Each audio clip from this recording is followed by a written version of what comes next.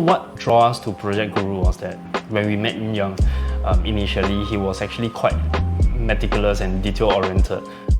The first meeting I had with him, he took 2 hours to really go through every single thing, and subsequently in the second and third meeting, he took care of all the little details. He brought up stuff that we never knew.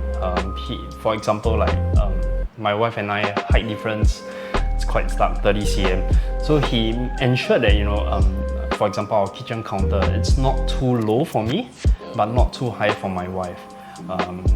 He was just very detail-oriented. Along the way, we grew very comfortable with him, so hence we thought he's the right fit. He was the one who did the active follow-up instead of us, which we felt that was very good because both of us were very busy with our work and our schedules. Then having the ID who is very hands-on really helped us in this sense. We send him a text, he will reply within 15 minutes, so it's quite immediate. He's very hands-on.